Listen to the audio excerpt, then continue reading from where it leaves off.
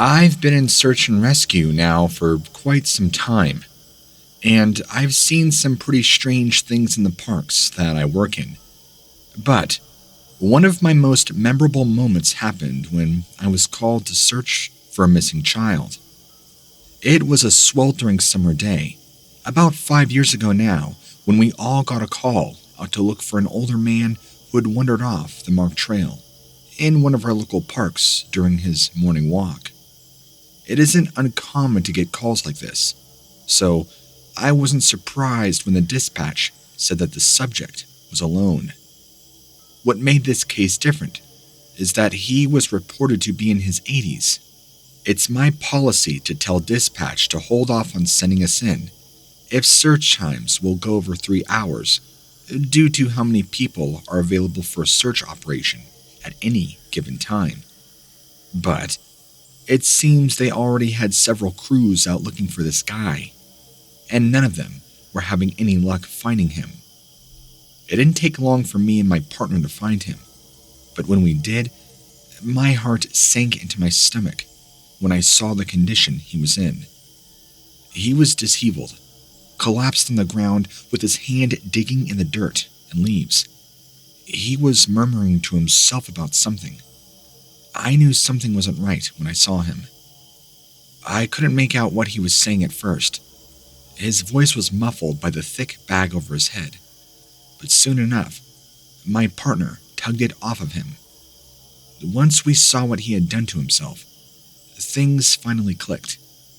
He'd strung climbing rope through the eyelet on a sturdy-looking military surplus backpack, then cinched it tightly around his neck before knotting it under his jaw.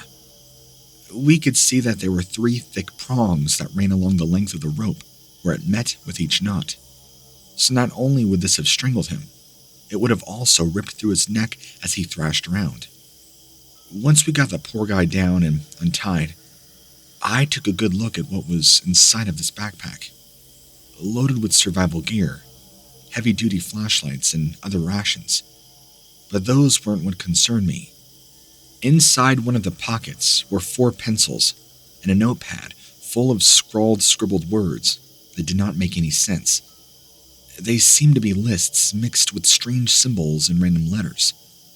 The rest of the pages were covered in jagged drawings, disturbing images depicting people writhing in pain or shame, people being cut apart by these chaotic beasts, and worst of all, pictures of animals, highly depicted with their throats being torn out.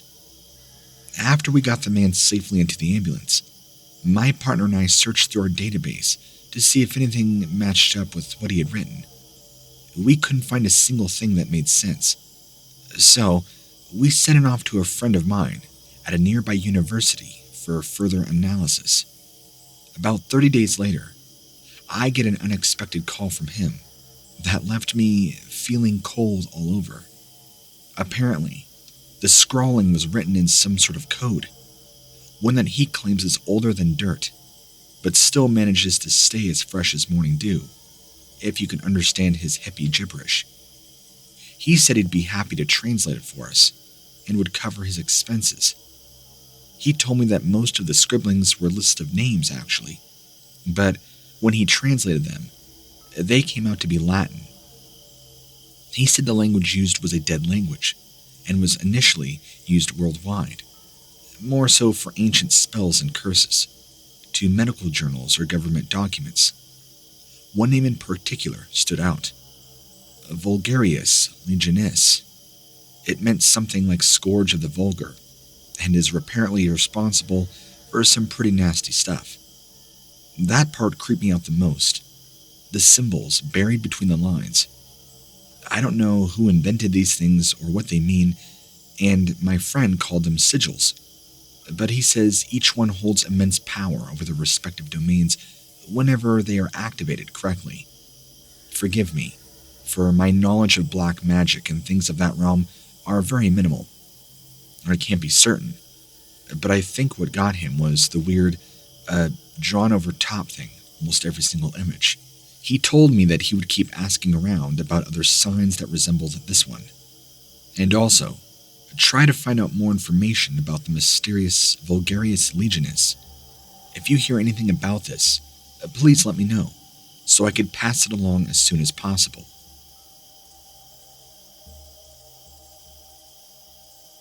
A few years back, I used to work at Fort Baker in California's Golden Gate National Recreation Area. One of my patrols was the abandoned missile site, SF-88L, near Hawk Hill. The missiles were taken out and scrapped in 1974, and once they left, all that was left was a foundation and some rusty wire mesh through the middle of the site. So, we would often patrol it, and make sure there wasn't any graffiti or anything like that going on. You know how young punks can be. Most people don't think about an old missile base being haunted, but this place had a weird feeling of foreboding when you went inside of it. It just felt creepy. Past midnight, it definitely offered some weird vibes. There was a door which had no handle, but you could open it by pushing on the upper left corner for long as it took. This led to a small room with a chair and lots of bird feces everywhere. Then, there was yet another heavy-duty door that led to the control room. One night, we decided to patrol here. My partner and I were told not to go inside due to liability reasons. So, we stayed outside until roughly 2 a.m. when nothing interesting had happened. I went back there on patrol a few months later, and one of my fellow rangers told me that after dark, if you were all alone in the control room, you could hear footsteps coming from behind you, like somebody was walking around. And not disembodied footsteps either, but like somebody wearing big, clanky, heavy boots. It has only happened sometimes though, but obviously no one has worked there for a long time. And if they go inside by themselves, they're obviously too freaked out. You would need at least 2 people to have somebody stand outside the door. And they're not joking either. I've been in there myself. It's very creepy. I don't know if it has anything to do with the footsteps, but when you're sitting inside on one of the benches, while looking straight ahead, you can see a small portion of that room behind the left wall of the control panel. And every time you look back up, something is staring at you from that spot on the wall, out of what appears to be nowhere.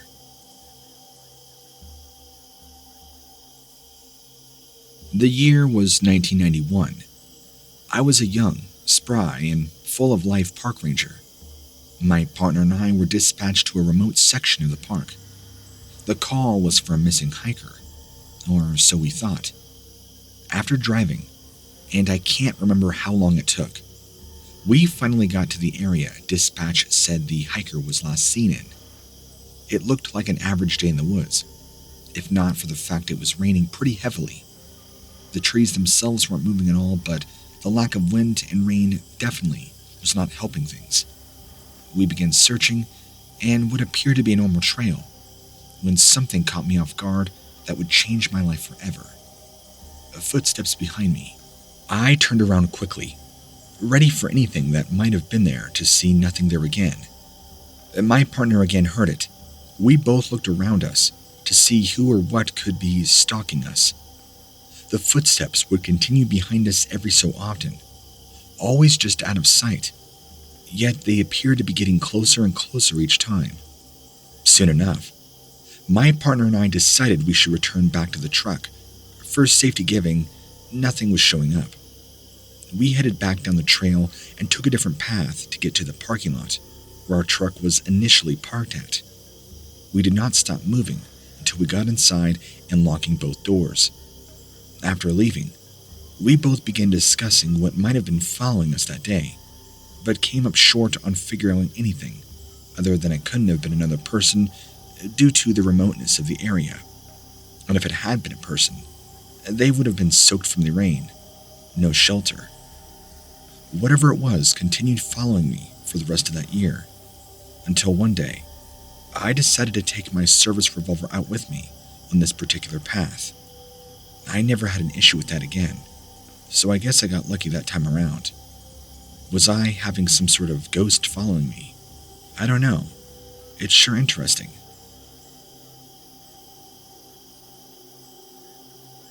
I live in Florida, and we have a vast array of different things to do here. You've got your typical Disney World type places, beaches, and then you have the Everglades. The Everglades are a large swamp filled with animals that most people fear, like alligators and snakes. Ever since I was a young child, my parents would take me on trips through the Everglades so I could see what it was like, up close and personal. A few years ago, I turned 18 and my family decided to go camping for a couple of days in the middle of the Everglades, just so we can get away from everything and relax. My brother brought his girlfriend along with us, which made things even more interesting. The first day we were there, my family and I took a canoe out into the middle of this one lake. We had been going at it for about an hour when we saw a cabin sitting on a clearing beside the lake. My brother's girlfriend wanted to get a closer look. She said that it would be interesting to see what somebody was doing all the way out in the middle of nowhere. My dad, being one to never pass up an opportunity for adventure, agreed with us to check it out. And a side note, yes, I'm well aware I'm crazy for being out on a lake in Florida. We did know the risk of alligators being in all the water. We weren't scared. In hindsight, this was probably incredibly stupid and dangerous. So my family parked our large canoe off to the side of this cabin and got off, so we could get a better look at it from ground level. When we got next to it, nobody seemed to be home, and there was this creepy feeling that somebody was watching us. The cabin was much older up close, and it looked like it had actually been abandoned for quite some time. But there were no signs of dilapidation, so we figured possibly people still came out to the cabin from time to time. We knocked on the door, waited, but there was no answer. We decided to take it upon ourselves to look inside.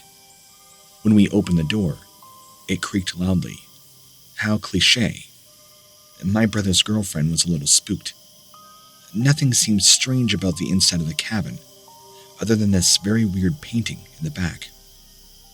Afterwards, we searched through the cabinets and other things around the room, but after about an hour or so, it was pretty much rifled through. Things were kind of destroyed and there wasn't much else here, so we headed back outside. It definitely was a cool little cabin, or at least used to be. Once we got back on the ground, my brother's girlfriend told us that she had seen this man in what she described as a Black Ranger outfit, standing behind some trees over there when they first arrived.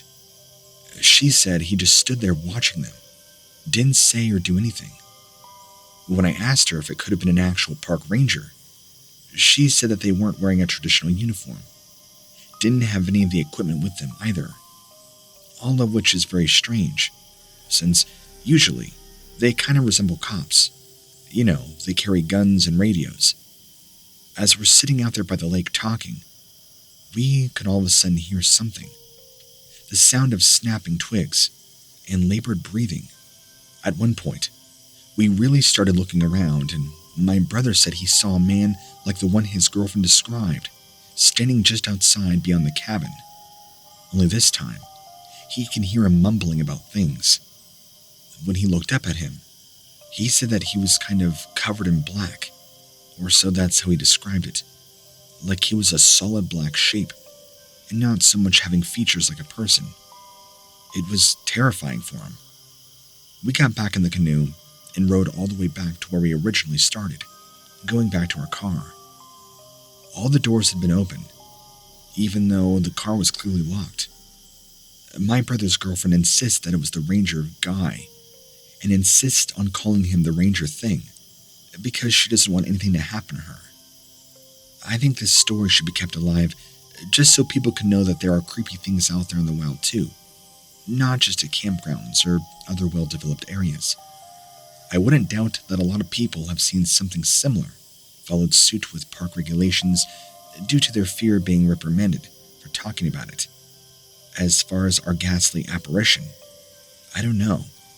Could this have possibly been the cabin of an expired park ranger who died? Either way, it creeps me out to think about.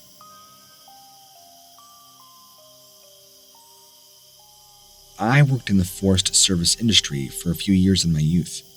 I loved it, and still do love the outdoors. It's a good place to be. Lots of adventure and also a lot of danger. One time in particular, though, I came across a very strange experience with inexplicable circumstances. It has haunted me ever since. Feeling disheartened after another day of fruitless searching for lost hikers or hunters, I was making my way back from the foothills, and I encountered something extremely out of place in such an isolated region. In all technicality, it should have been impossible to find anything there at all if you look away from the roads towards the mountainside. This thing, however, had somehow appeared just beyond our initial sight in a clearing we were using as our base of operations. At the time, we didn't know what it was, and all of us were creeped out by it. When I say it, I mean a very tall, athletic man figure, appearing to be dressed in full camouflage, standing completely still with his arms at his sides, staring off into the woods, as if he were looking directly at us. Here's what's creepy. His skin was dark gray, almost black, and kind of shiny, pokey looking, like an exoskeleton or something. And his eyes glowed in orange, the same way hazard lights do. He stood perfectly still and straight, appeared to be very intimidating, despite lacking any physical weapons, not even a knife or anything of any kind. My boss thought it was somebody twacked on drugs. Running over to him, our team leader asked the man what he was doing there, where he was from. This man or figure did not answer. Instead, just continued staring out blankly. He never looked back, though, and after a few more seconds, it kind of just evaporated in the air. This scared all of us, and our boss decided to run, call for backup. Our team leader called the police after reaching the base ops on his radio. By then, of course, it had gotten dark, and we could see this silhouette in the distance, following us, what we thought was this man or person. I don't know if this was some sort of ghost, or a demon, or a paranormal entity, or what. Everybody else now who's been involved has either left or retired by now. I don't think anybody knows what happened, except maybe one of us. I know, this sounds like a really bad horror movie or something, but there's no doubt in my mind this man was real, and very dangerous if provoked. This creepy tale is 100% true, and I'm not going to make something up about this, or bears, for example.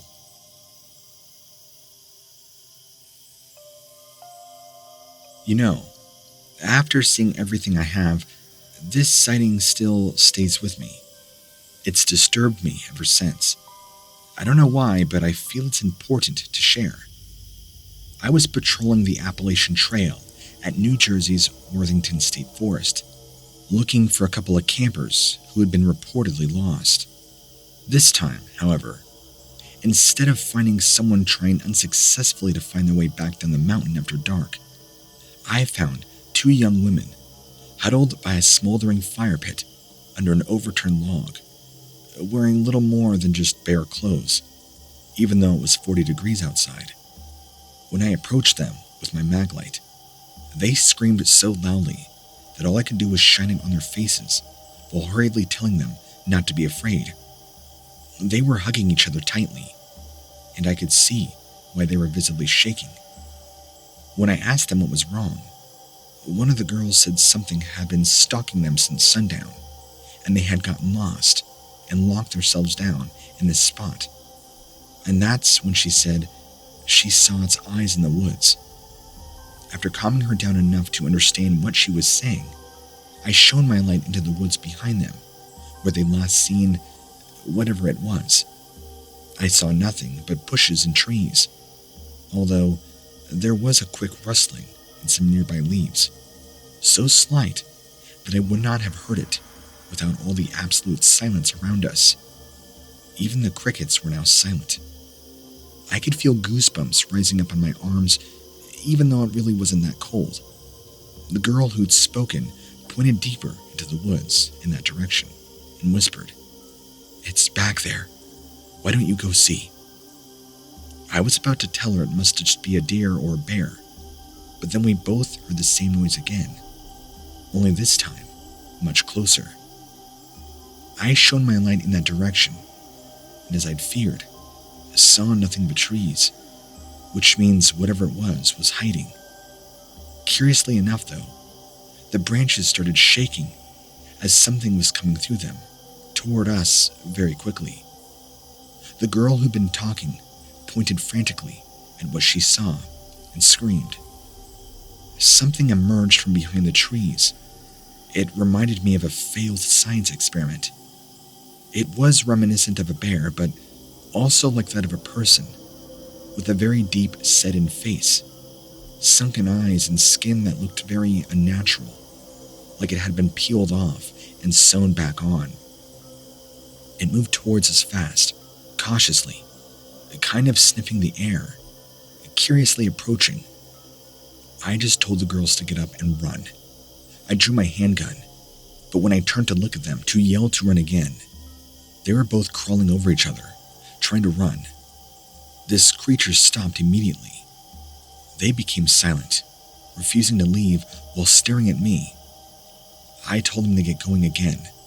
They wouldn't move. The girl then screamed, "Shoot it! Shoot it!"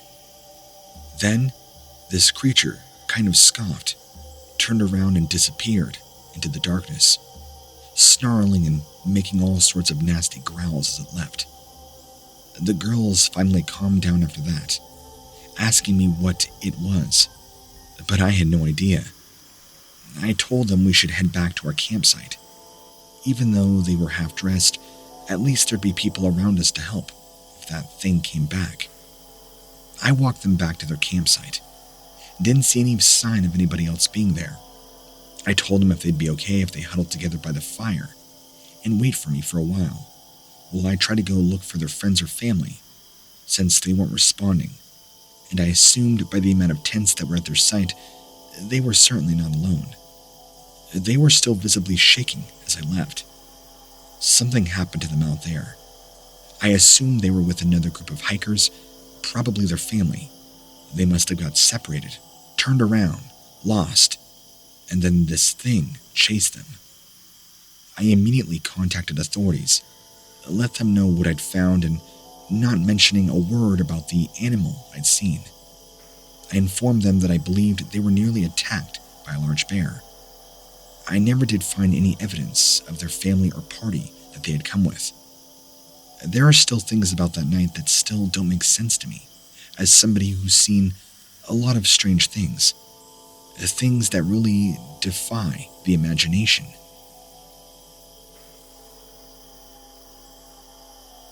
The scariest moment of my life was when I was a ranger and had to go into the woods one evening. That seemed much different than usual. The light from my flashlight swept across the tree line as I walked into the darkened forest. The sound of rustling leaves and breaking twigs would echo all throughout the eerie silence, as if every living thing were fleeing the area. I looked around at everything I could, whilst waiting for something to come out of the dark towards me, but nothing did. All of a sudden, off in the distance, I heard what seemed like footsteps behind me. Just then, one more shine of my flashlight revealed yet another ranger standing there. I opened my mouth but was frozen with fear when it spoke first. This ranger, who I'd never seen before, possibly a colleague, began to shapeshift in front of my eyes, having this almost deep, raspy voice saying, "You can't escape," but not out of its mouth. It was more telepathic. All I could do was let out an almighty scream, running faster than I'd ever done so in my life. I could hear the sound of it or him chasing after me, but I would stop and look back, and nothing was there. When I left the forest, 2 other rangers, my colleagues, were waiting by my side, trying to calm me down, ask what had happened. They said that they hadn't seen anybody in the forest with me, or seen anybody with any flashlights at all. They also told me that there had been no other rangers in there. They just waited and waited. Waited for me to go on to more detail, but I never could. I still cringe every time I think about it. I was put on medical leave for a while. They thought I was schizophrenic, having hallucinations. It turns out I cleared those tests, and come to find out some time later, other rangers had been reporting similar events to what I had in that same area of the park during the evening on the same count of an investigation. Strange noises. Of course, the plot thickens. Get this. Going back to the early 1900s, there used to be a huge Indian burial site right around here and was later demolished and destroyed in some way. I'm not too sure how or why. I believe it was partly due to expansion and development. I'm not 100% sure. Just digging up a bit of the history around the park and the area. Of course, at the time, I didn't know this. I was never really a believer in ghosts and things until this knowledge came to me, and I paired it with my previous experience that night. I began hearing more and more rangers come forward, talk about seeing strange apparitions in that same portion of the park, along with strange unexplainable noises and shapes. This has terrified many of us, and much afterwards, many of us refused to go anywhere near that patch of trees or respond to calls of screams from that same area. I won't tell you who I am. I can't tell you where this happened, and I can't tell you when this happened. I got death threats for months after this. I had to quit. I had to move. I had to change my entire identity to stop people from finding me. Some of you sickos will no doubt put in time and research into working out all the details yourself. But just let me make it clear that my details were expunged from the employment records, and you'll never, ever find me. And so, I can make my confession in peace. I used to work as a park ranger at a well-known, frequently visited national park. At this particular national park, there was an old ghost story that the veteran rangers used to tell about one of our number who heard a noise coming from a lake one day. The noise had apparently sounded like a puppy yelping and splashing, but the ranger who heard it couldn't swim and wasn't about to put himself in danger of drowning just to save a dog. The next day, the body of a young child washed up on the shore. It was never a dog out there. It was a child that had fallen into the lake after being out there exploring unsupervised. The ranger was devastated, his spirit crushed that his selfishness had resulted in the death of an innocent child. He was haunted by the thought, took to drinking, wore himself down, until one night, while sleeping in his cabin, he heard a familiar noise coming from the lake. It was the sound of a little boy, crying out to be rescued. He ran to the lakeside, dived into the water, and struggled his way into the center of the body of water until he reached the site of the splashing. But there, he only saw the smiling, bloated corpse of that same little boy who dragged him beneath the lake and drowned him, just as he had. That's the way the story went, and to be honest, I thought it was the biggest load of bullcrap I'd ever heard in my life. I told the crusty old-timers that same thing, that I'd have to be of diminished capacity to believe a crock of crap like that. But instead of laughing or whatever, like, okay, maybe this guy isn't as dumb as we first thought, they all got pissy about it. They told me not to disrespect the angry spirits of the departed. But then, it was my turn to laugh. I could tell the difference between them getting annoyed over me disrespecting the dead or whatever, and them getting annoyed over me just disrespecting their dumb stories. The following week, I found I had my shift pattern switched to nights. I confronted them about it, told them I was not impressed that they were that immature to switch my shifts up, but they insisted that it was only to cover for a guy whose mom had taken ill and had been forced to drive back to his home state in order to care for her. I didn't believe a word of it, and I was just straight up angry at that point. Angry that a pair of grown men would lie about something like, basically just to gaslight me. But I didn't want to show them how frustrated I was. I just take their crap on the chin, so to speak, and not give them the satisfaction.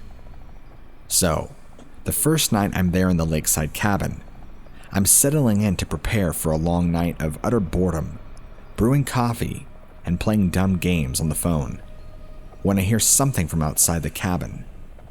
I put down my phone, get up, and walk over to the door to open it so I could listen out for what it is. But I recognize it instantly. It's the sound of splashing, coupled with the sound of a child crying out for help between spluttered breaths. Haha, dickheads, very funny. I remember shouting out into the darkness. Think you could scare me with your dumb stories? Well, I didn't believe in them, and I don't believe you now. Try it with someone with an IQ as low as yours. This was obviously their little game playing out, their attempt to scare me into submission and believing their backward ghost story. But I wasn't about to let that happen. I went back inside, slamming the door shut and jamming my AirPods in on full volume to block out the noise. They were selfish, vindictive. That's what I had told myself anyway.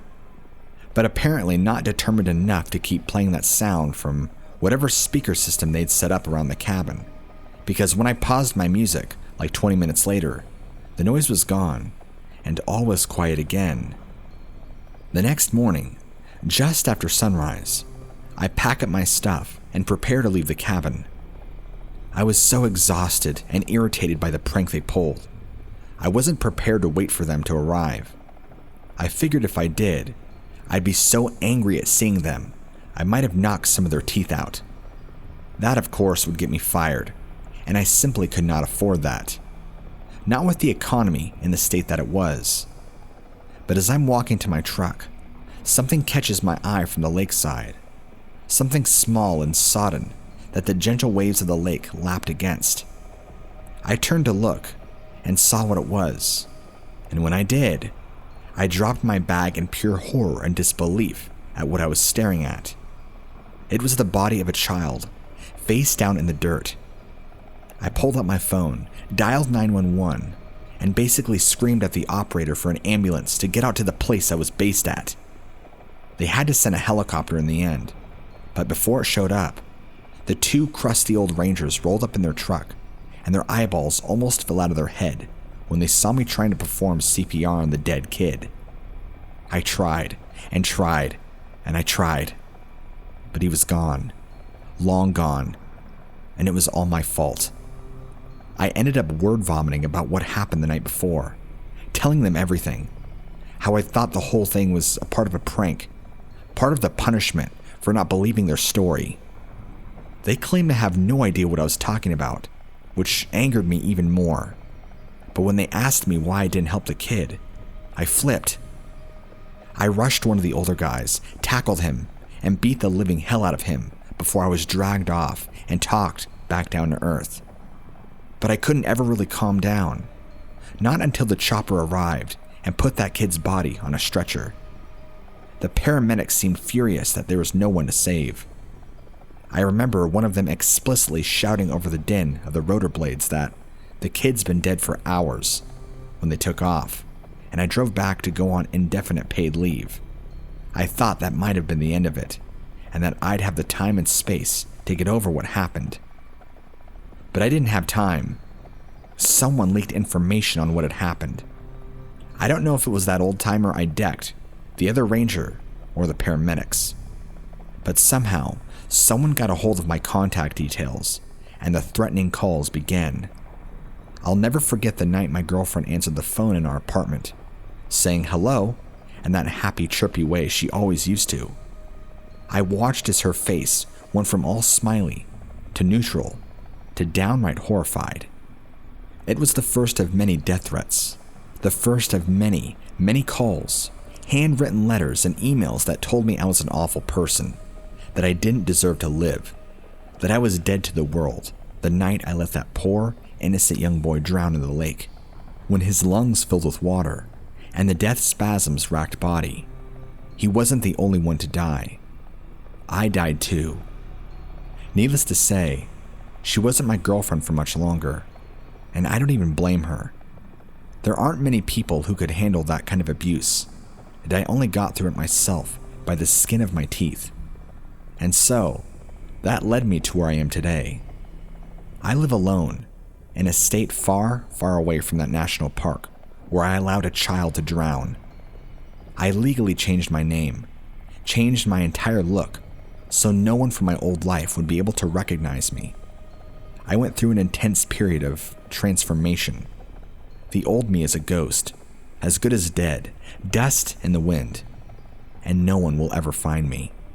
No one.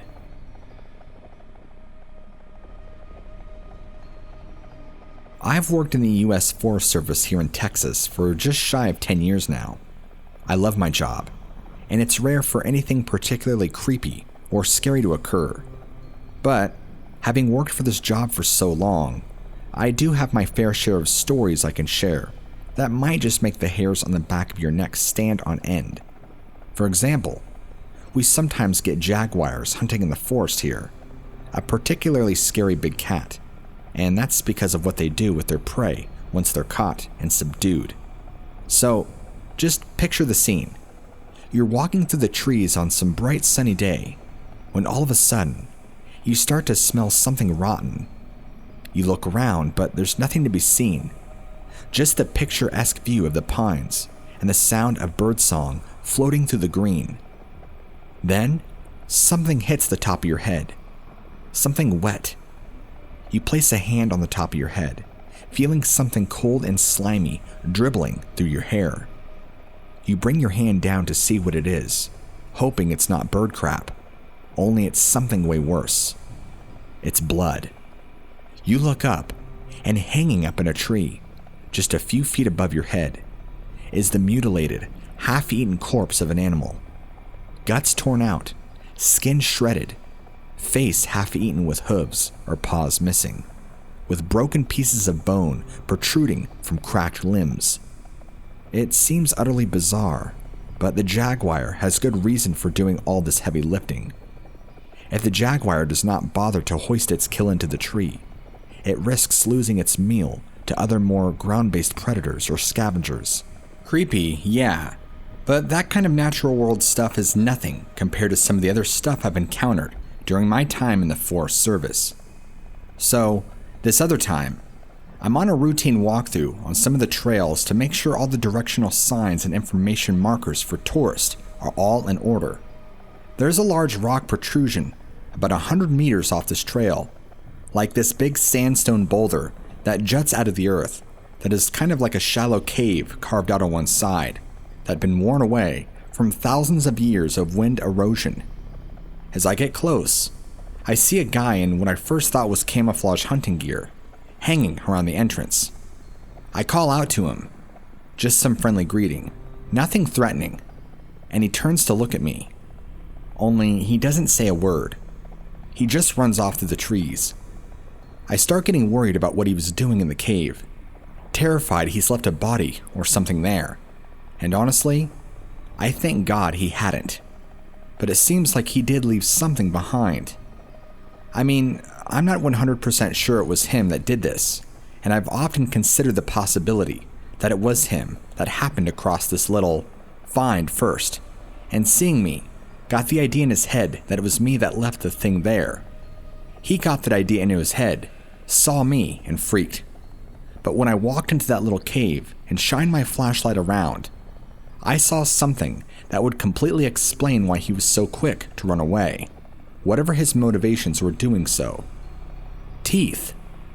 There was a little circular path of dirt, one that looked like it had been raked over to clear some space, and in the middle of it all were a bunch of human teeth. I don't know why they were there. I don't know who left them or why, but I did what I could. I gathered them into a little plastic bag I had on me that I had previously contained my lunch and took them down to the nearest police station, giving a little description of the guy that I had seen run away from the cave. I have the usual wild animal encounters, weird noises during the night, but I've never forgotten those teeth. I have no explanation to offer up at all, but it certainly does make for a good little campfire story.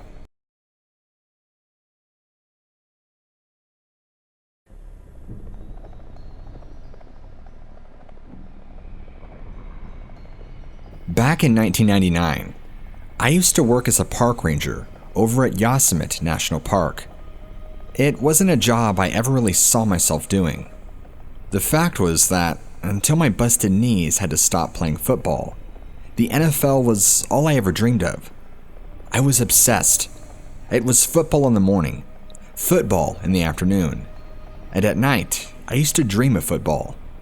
But, like many young men's dreams, they turned out to be nothing but the stuff of pipes. I needed a job, I needed money, and I needed it fast. So, when an uncle told me of an opening at the Yosemite for a park ranger, I jumped at the chance. He told me it was relatively easy work, mostly outdoors, and I could rely on it, as long as there was state funding. As long as there were still trees sprouting out of the ground, I'd always have work. So there I was, 23 years old, decked out in my park ranger's uniform, hiking through valleys and over hills, popping ibuprofen whenever my knees started to play up. I'd done the job for about 2 years in March of '99, and honestly, I'd grown to love it. Being out there meant being surrounded by nature on a daily basis. I mean, I'd see things weekly that wildlife photographers would give their left nuts to document. But I never in my wildest dreams thought I'd encounter the kind of thing I did on March 18th, 1999. It's something that I've thought about almost every single day since. Something I can't ever get out of my mind, and something I don't think I ever will. It started off a chain of events that I gradually became obsessed with and that have changed my life forever. It started with a call about a potential forest fire-up. My boss called and told me a hiker had seen some smoke rising up through the trees near a place called Log Cabin in Sonora County. I probably don't need to tell you that forest fires can be absolutely devastating to an area like Yosemite and are taken very, very seriously by us park rangers. Now, y'all should know that Log Cabin isn't technically in our jurisdiction. It's actually closer to a different national forest. But, since there was no one up there in that area to go check it out, my boss asked me to go check it out and call in the fire department if it was a serious threat. We get a good number of calls like this, and more often than not, it's just a family whose barbecue has gotten out of hand, or kids whose campfire is a little too big. So, I agreed to drive up there to check it out, as it was only a couple of hours drive there and back. So, after about an hour's drive, I arrive up at Long Barn, and I could see some black smoke rising up through the trees in the distance. This is unusual, as black smoke means it's not just wood burning, more like plastic or artificial fabrics, so it definitely wasn't wood burning. This is kind of a relief at first. It meant it wasn't an outright forest fire, but it did mean somebody was burning something that definitely was not good for the environment. I park up as close as I can to the source of the smoke, then hike off through the trees, basically just following my nose as the smell of the burning plastics got stronger and stronger. Then I see it. A burned out car abandoned among the trees, still kind of smoldering. But I guess the fire had been set at night and had mostly burned through before I got the call about it. My first thought was joyriders. Something as simple as car thieves had bust into somebody's vehicle, tore it up, and down the quiet country roads up here, just abandon it and set it alight to cover up any evidence. Again, this is a pretty unusual crime out here in the sticks, and you can forgive me for associating that sort of wanton mischief with more urban areas. But then I started to smell something else among the smoke. Something more like burning meat. Listen, I'm a huge barbecue guy myself, and I know what it smells like when you leave something on the grill for too long. Like that charred stench that I know is going to lead to disappointment because I've messed up on some expensive T-bone steak or whatever. Only, you're definitely not supposed to smell that coming off a burning car, are you? And as soon as you can imagine, I started to feel very, very uneasy about the whole thing. I circled the burning vehicle, looking for signs of animal carcasses or, God forbid, human bodies that were in or around the vehicle, but saw nothing. I even checked under the car, but again, didn't see a thing. I pull up my phone to get in touch with the county sheriff, who said he'd send over a couple of guys to check the scene out within the next hour or so, but who also asked me to stick around so I could guide them in and show them exactly where the vehicle was. So, given the fact I had an hour or two to kill waiting for them, I went into the trunk of my truck, pulled out the little fire extinguisher stored back there, and proceeded to put out a few small fires still burning in and around the vehicle. I do so pretty effectively, but when I'm done, I notice there's still something smoldering in the trunk. Smoke keeps seeping out of the cracks, and the more it does, the more I can smell the burning meat smell. That's when it really hit me. Something or someone was in the trunk. That's where the smell was coming from. Waiting for those sheriff's deputies seemed like it took an eternity. Mainly because when they got there, I knew they'd be able to open that trunk, and I really didn't want to see what was inside. So they get there, I tell them what I suspect has happened, and what I suspect is in that trunk. One of the guys uses a crowbar to wrench the trunk open, which was pretty easy considering the fire had warped the metal locks, keeping it closed. But what we saw inside is something I saw over and over again in my nightmares for many nights to come. It was a mess of blackened, burned flesh and contorted limbs. The sight of it alone caused me to gag and retch, puking up my breakfast onto the forest floor. Even those deputies, hardened by years of witnessing violence and cruelty on a daily basis, had a hard time dealing with what they were seeing. One just leaned against a tree, mouth covered with a cloth rag he kept on him, probably for this exact reason, while the other called in the coroner to deal with the bodies. They told me I can make a move back to Yosemite whenever I was ready, and boy, was I ready to get out of there as soon as I was able to. From what I understand, the sheriff's deputies soon discovered that the two scorched bodies in the trunk of that burned out vehicle were those of Carol Sund and Sylvina Palesso. The two women, along with Carol's young daughter Julie, had been missing since the previous February when they were last sighted alive and well at the Cedar Lodge near Yosemite National Park. It was actually one of my colleagues over at the park that had been the last person to see them alive, and the whole thing had drawn national attention, landing them on the cover of People magazine when some journalist took an interest in the story. And I mean, it was a really interesting story, even though it was very morbid. Carol's wallet had been found on a street in downtown Modesto, California, 3 days after they had disappeared, and Julie Sund's body was found dumped in a heavy underbrush by an overlook at the Don Pedro Reservoir, several miles from the logging trail where the car had been found. Her throat had been slit from ear to ear. Local sheriffs and the FBI initially focused their investigation on a group of meth heads up in northern Cali who had previous convictions for stalking and assaulting lone groups of women. But all those leads were abandoned when a break in the case cast light on another suspect. Because the story doesn't end here. In fact, it got even worse for all of us that worked up there. One of the staff members at the Yosemite institution was a young woman named Joey Ruth Armstrong. Joey was friendly, bubbly, and generally just a joy to be around. I'd only ever met her once or twice in my time as a ranger, but I could see why she was a popular member of the team.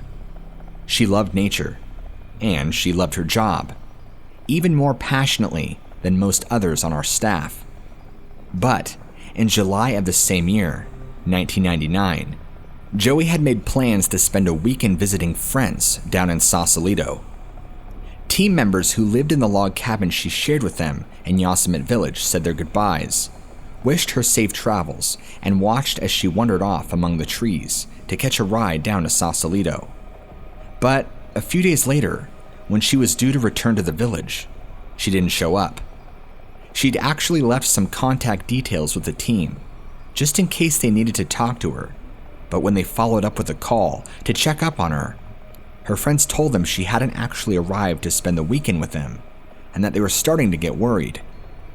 A group of rangers went over to the cabin that she stayed at, only to find her white pickup truck was still parked in the driveway, packed with luggage for her trip.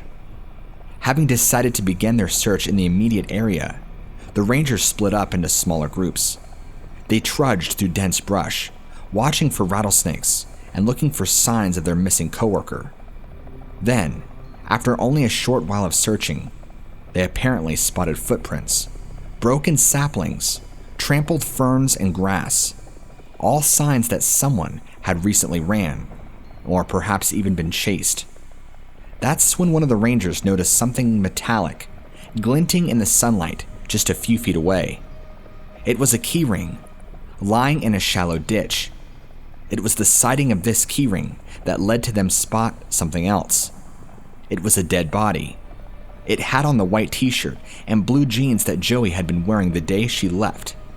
Except now, they were filthy, dirty encrusted, and bloodstained. But despite bearing such similarities to our missing coworkers, it was impossible to immediately identify the body.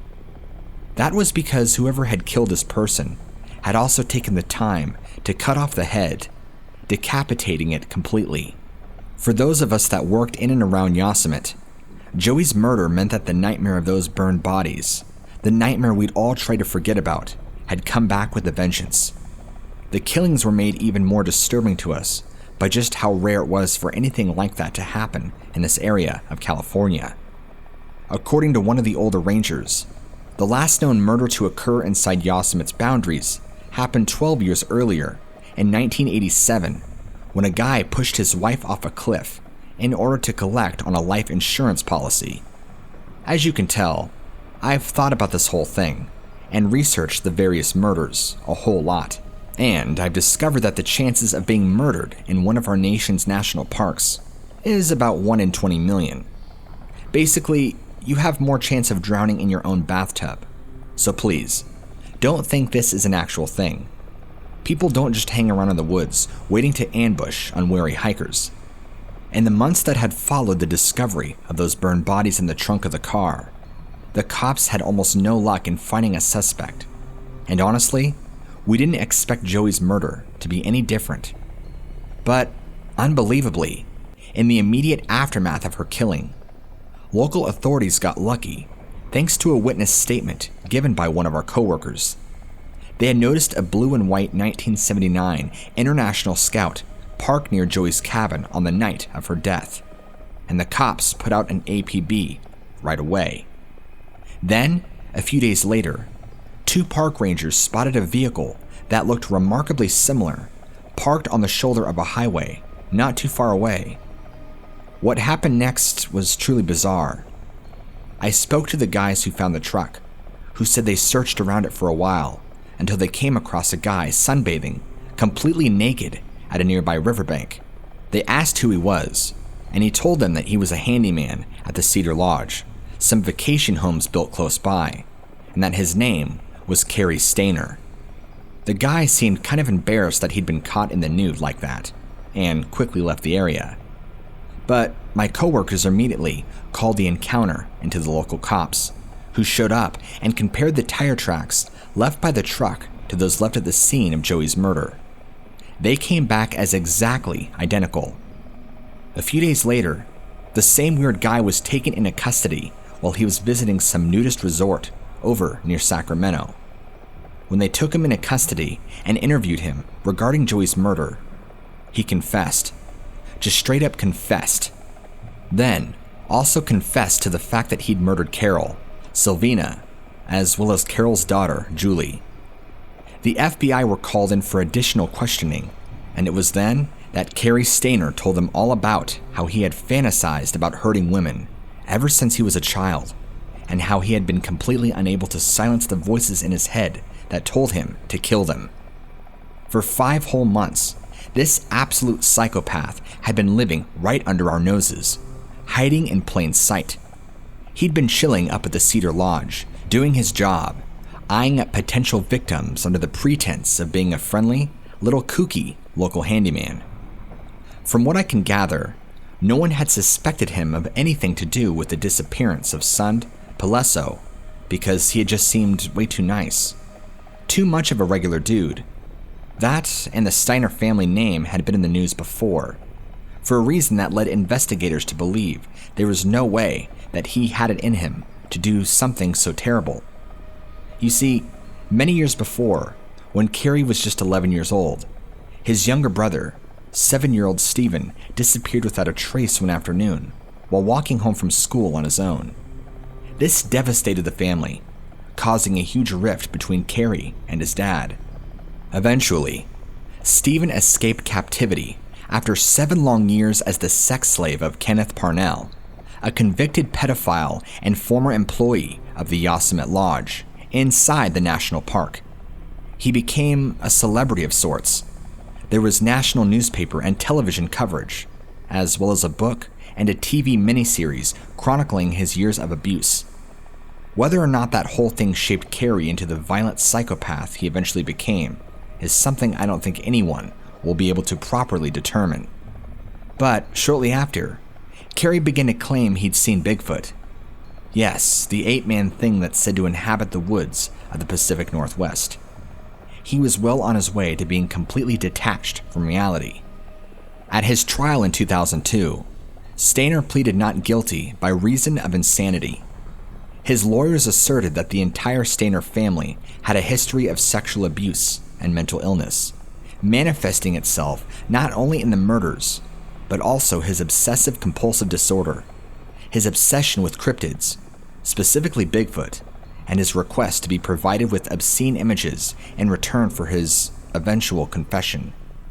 He was nevertheless found sane and convicted on 4 counts of first-degree murder by a jury on August 27, 2002. The court then had to decide if he would be executed for his crimes, which it unanimously decided that he should, and rightly so. Steiner remains on death row as of September 2019, but problems with California death penalty laws are frustrating the process, and it's becoming increasingly unlikely that he will ever suffer the same fate as many of his victims. I know this was an overly long post, but as I'm sure you can all understand, this is something I've been quite frankly obsessed about, since the discovery of those burned bodies affected me too personally. I'm actually considered writing a book about the whole thing, and my experiences living and working in the place that most of these crimes had occurred. If I can't ever get these things out of my head, why not try and turn the whole thing into kind of a therapy? Turn it into something that others can enjoy, and maybe something I can make a few bucks out of. Even if that does make me feel like a vampire, profiting off of other people's misery. Maybe. Let me know. But regardless, I hope you enjoyed this. Maybe, just maybe, it'll help you stay safe in a world where people are out there with word compulsions unimaginable, driving them to kill. Growing up, I was always on the heavy side. I suppose it's become I come from a family of food lovers whose portion control was never their strongest suit.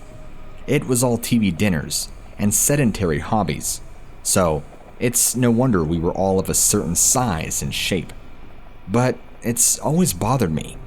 I'd see the attention skinnier girls got around school, and I know it doesn't align with mostly feminist view of the world.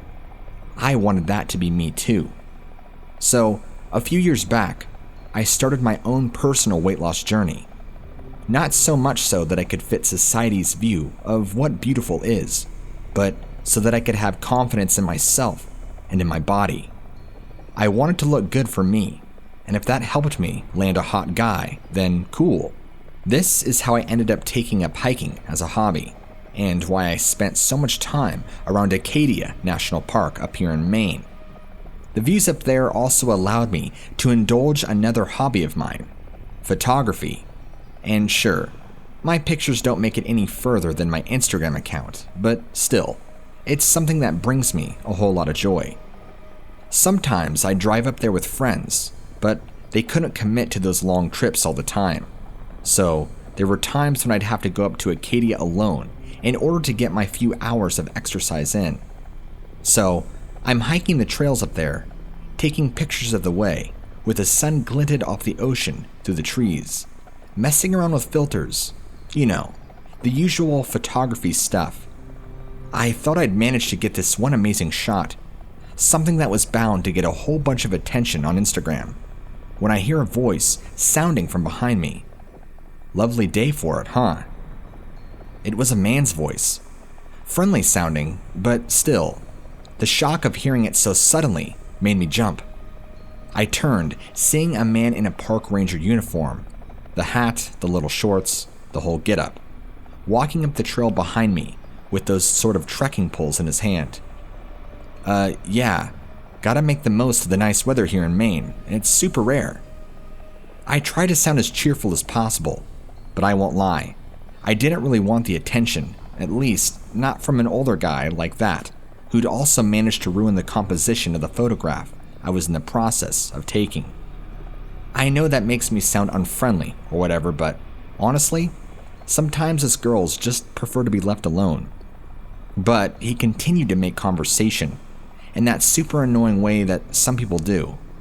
It's like they can detect that you just want to have some time to yourself and opt for being gregarious. So I remained polite for as long as I could, nodding along as he talked about how lonely it could be being a park ranger up here. Then eventually, just straight up asked him politely to leave me to my photography, making something up about being a professional photographer who was surveying the area for a magazine I worked for. I know, I shouldn't have lied, but I got the distinct impression he wasn't going to leave me alone otherwise. But he took it on the chin. I suppose he got the craving for human contact out of his system. He told me he was so sorry to interrupt, wished me luck with my work, then carried on down the trail. So I take my photos, taking my time over them, but he decides to turn back and walk the opposite way, so I don't run into him again. I didn't think he was creepy or anything. I just didn't want to have that awkward moment of running into the guy again and being like, oh, hi. Call me neurotic for wanting to avoid that, but that's just the way I felt about it. So I'm heading back the opposite way, taking pictures along the way, capturing the way the trail snaked through the trees in such pretty ways sometimes, looking like something out of a fairy tale. I happen to take a particularly aesthetically pleasing one, and I'm admiring it on my phone, when I happen to notice some small detail in the center right of the frame. It was a figure, clearly wearing a pair of shorts, peeking out from among the trees. I know that's a pretty innocuous little detail. I know it was just the ranger I'd seen like an hour previous, but it sent a chill through me. Just how had he managed to loop around and get ahead of me, even though he walked off in the opposite direction to what I had? I felt distinctly unsafe, a flash of fear running through me as I began to suspect that this ranger guy's intentions were far from good. I mean, who just follows somebody like that? Or rather, it wasn't even following me that he was doing. This guy was straight up stalking me, but I had no choice but to walk by him. He had literally put himself between me and my car, so I had to just suck it up and walk past him, even if it was putting on a brave face to do so. I tried to cut him off, if that makes sense. I was prepping myself to just be like, hi there, can't stop, late back for a meeting, or something to that effect. But it was him that spoke first. You know, it's just safe for a girl like you to be walking around the park alone. I can't remember exactly what he said, that's just my estimation of it. You're really pretty, and bad things can happen to a pretty girl that walks around on her lonesome. I was ruined. I tried to think of something witty to say, some cutting retort that would shame him for being way, way too familiar. But I couldn't. I was just terrified. Who says that to a total stranger? So I just carried on walking at an increased speed, ready to call 911 if he started to follow me. But he didn't. He just shouted where you going? Don't you want some company? Take care. Being rude like that, little lady. You might just end up being rude to the wrong person. I thought, crap like that only happened in horror movies or something. That creeps like that couldn't really be walking among us, or that if they were, I suppose I just hoped I'd never encounter one. So I get to the end of the trail, back to the parking lot where I'd left my car, when I see another ranger milling around the area, taking little markers out of his trick or whatever. I walk up to him and demand to know who the other ranger on duty was, describing the way the guy looked, how his uniform was all dirty and stuff, how he carried that trekking pole, when suddenly, I just started to feel sick.